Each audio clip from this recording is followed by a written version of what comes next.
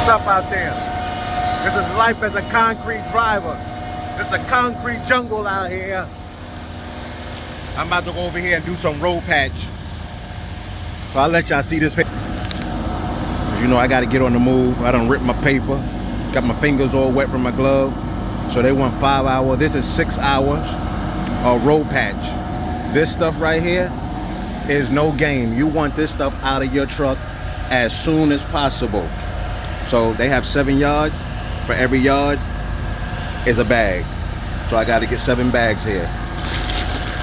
That's 1, 2, 3, 4, 5, 6, 7. So I'm about to snatch these up with this bag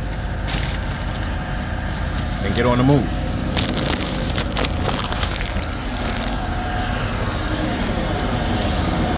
I'm heading to my truck. About to throw these up in here. Right now the rack is down. Again, this rack is down. We usually have water coming out of these water holes, that red water hose you see. For the winter time, they shut it down because it freezes up. So I'm about to get my paperwork, make sure I don't throw it inside this stuff right here.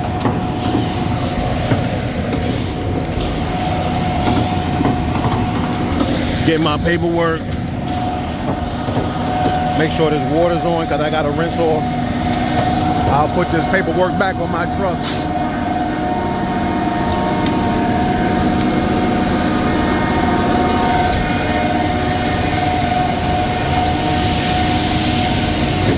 So I use my water hose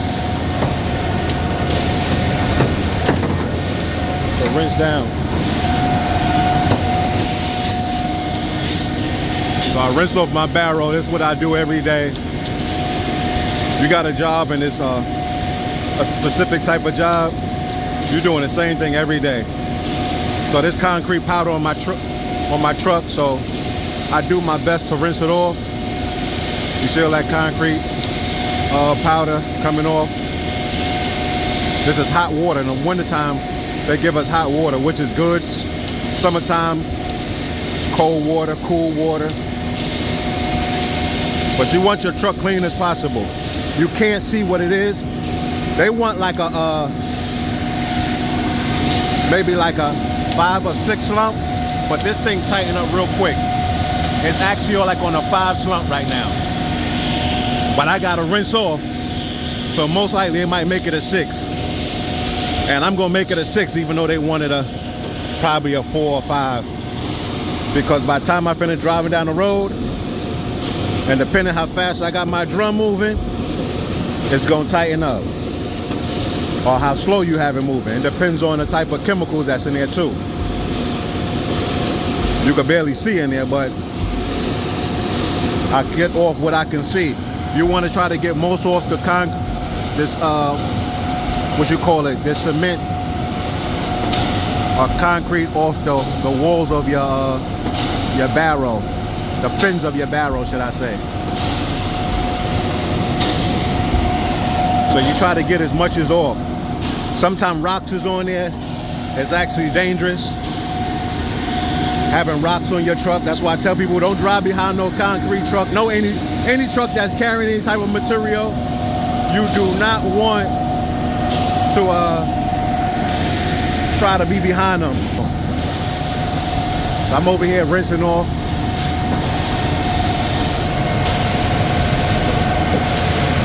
Show you what I'm doing. So I try to hit everything of the truck because you try to keep it clean as possible because that concrete stick up on there.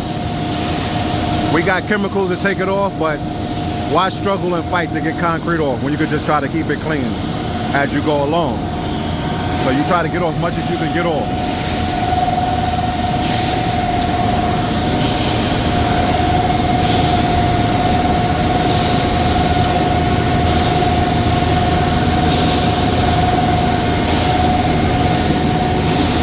I don't like when you see dirty juice falling. I try to keep shooting water at it until it's clear water coming down. That's me.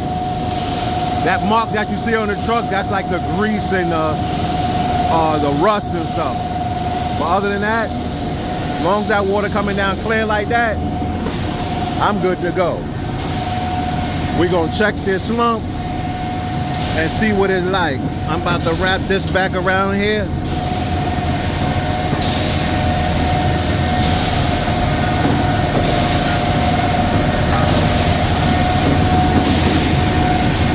Then we're gonna jump on my truck.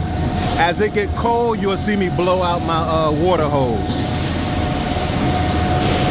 I gotta turn off my work light. Let's see where we at. We at like almost a 5.5 right there.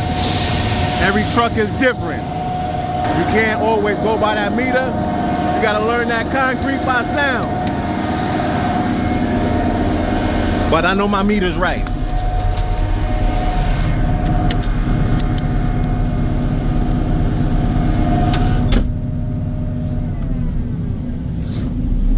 We headed to a job by like 15 minutes out.